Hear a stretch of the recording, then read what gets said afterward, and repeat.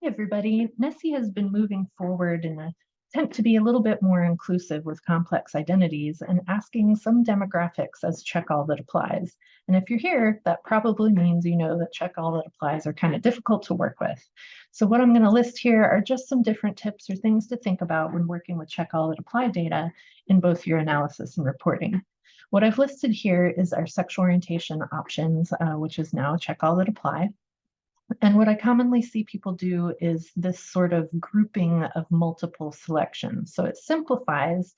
You have your respondents with a single selection, and then this sort of grab bag category of respondents with multiple selections. I see this a lot with race ethnicity, and then you end up with some sort of multiracial, biracial kind of category here, because people like things to add up to 100%. And I understand that. And sometimes this is necessary, but I mean, this is a difficult category. What are you supposed to do with that? How do you interpret that? Definitely the students in this category aren't having the same or necessarily similar experiences. And so is that what's best for our data? If you do just automatically default to this sort of orientation, it does make me wonder, why did you ask the question as a check all that apply to begin with? You could have just asked it as this.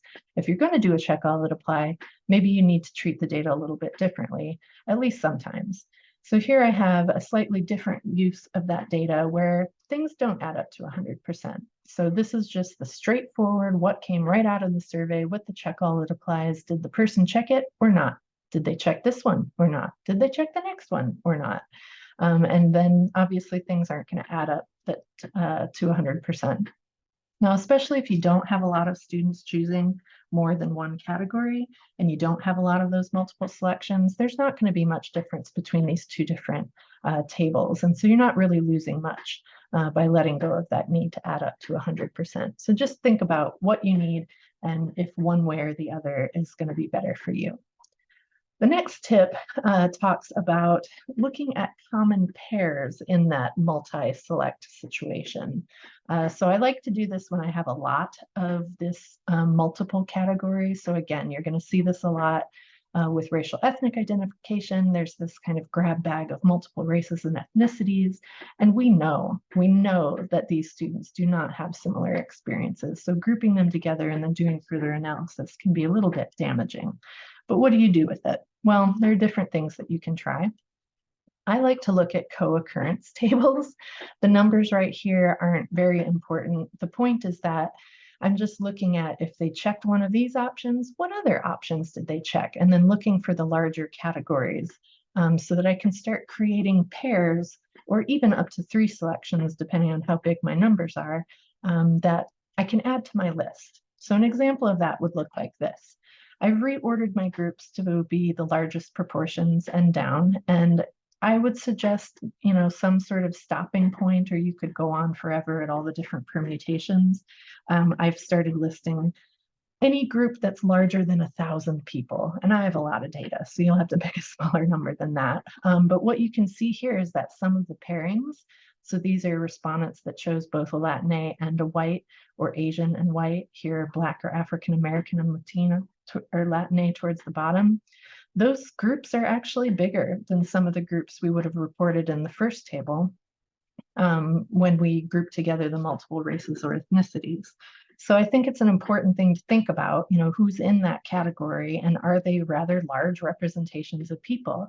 Depending on the institutions you're at, it could be the majorities of your people in those groups. If you have a certain subpopulation of particular interest on your campus, say Black or African American, you may focus on all different combinations of people who chose Black or African American and something else on the survey and include that in your table.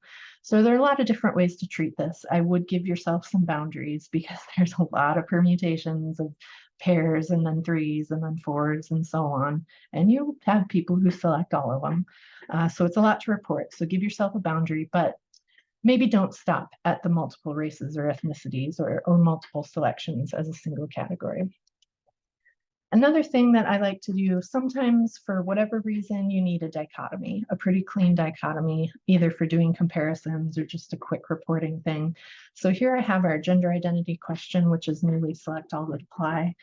And so people will want to do what is commonly called right now cisgender, non-cisgender kind of category. I actually like to start with the minority group and kind of honor the people that we don't often get to hear from. And so in my example, I'm going to select anybody who chose at least one of these highlighted, kind of known for being non-binary or non-cisgender, trans. There are lots of different umbrella categories people will call this. But if you chose at least one of these things, you're going to go into my genderqueer plus basket.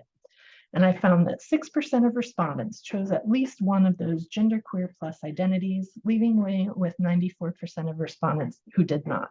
And that's a nice clean dichotomy.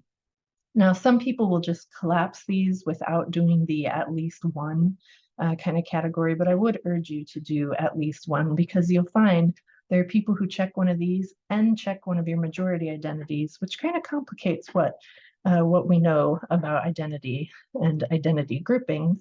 But what I like about this is I have this clean dichotomy, and maybe this is what I continue reporting on or continue using in my analysis, but I don't just stop there.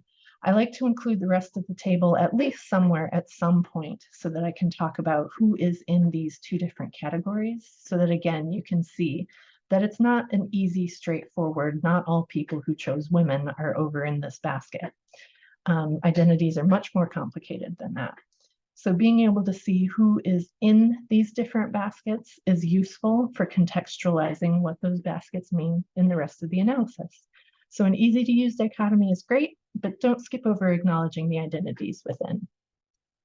Another thing to think about if you have enough numbers to do more than a dichotomy is to do some thoughtful aggregation.